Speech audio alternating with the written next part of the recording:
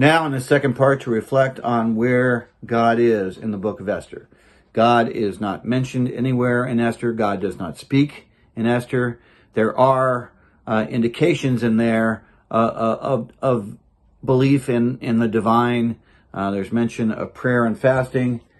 And then, of course, we have this famous line from the book of Esther in which Mordecai seems to express a belief in providence of some kind in chapter 4, verse 14, where he says, "Perhaps you have come to royal dignity for just such a time as this." He's expressing the belief that perhaps Esther was elevated to the role of queen so that she can exert some influence and save her people from the destruction that is planned. But there's no overt action or mention of God from the story. So does that mean that God isn't present, or that God is operating behind the scenes, which I think is often the experience we have in our lives, isn't it? Day to day, often it seems that God is not very close to us, or that God is absent, or that God is not around in any obvious way. We reflect on our lives, situations in our lives, and we wonder where God is in the midst of our turmoil, where God is while people are being bombed out of existence in Gaza, and all the injustices and the chaos in our world. Why doesn't God intervene and bring about some different outcomes, we wonder? There is a concept in our worship life and in the structure of our Christian calendar that relates to these experiences we have. I don't know if you've ever noticed it or not, but all of the special holy days and seasons of the year seem to happen at the beginning of the year or at the end of the previous year. In December we have the season of Advent, and then that follows into the new year with Christmas and Epiphany. And you notice that the colors change in our worship space during that time. Advent is blue, then it changes to white to signify Christmas, and then we have a period where it's green for a period of time. But very shortly, we begin the season of Lent sometime in February. The color changes to purple, and then Easter follows Lent, and the color turns white.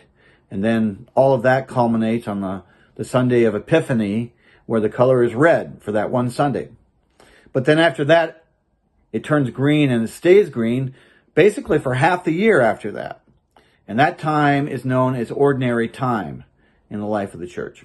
And that corresponds to our experience of living ordinary days in which God doesn't seem to be very present, or in which we sometimes believe that God is absent from us, depending on what's happening. Has God abandoned us during that time, or is God really present in ways that we just can't decipher, operating behind the scenes, kind of as God does in the book of Esther? The Greeks had a couple concepts of time that correspond to this experience. Chronos, that is where we get our word chronology, and that describes the ordinary march of days after day after day, month after month, sometimes year after year, in which there's no special activity on the part of God. There's no special revelation of God in our lives. But then there are periods of kairos as well, Kairos, which that's the time of special revelation. Christmas is a kairos event. Good Friday and Easter, obviously, are kairos events. Pentecost is a kairos event. But the majority of the time we seem to dwell in chronos, where we have to work to see God at work.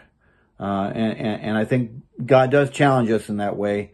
God is not going to make it easy for us necessarily.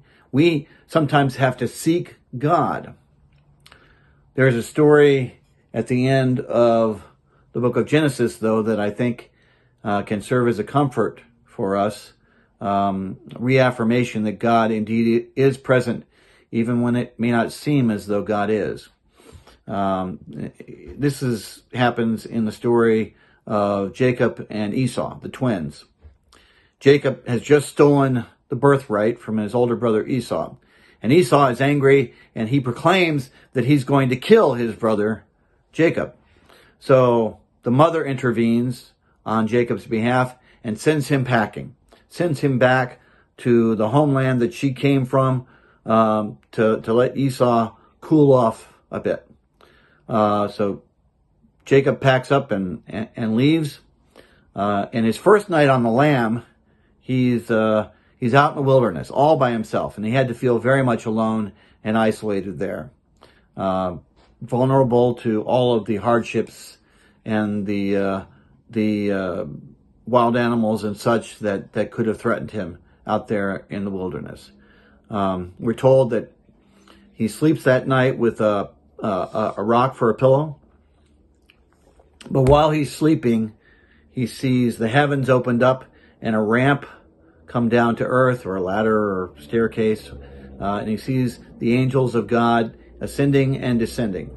And then the voice of God speaks to him in his dream, promising him that God will go with him wherever he goes and bring him back home safely so that he can take on the role of patriarch.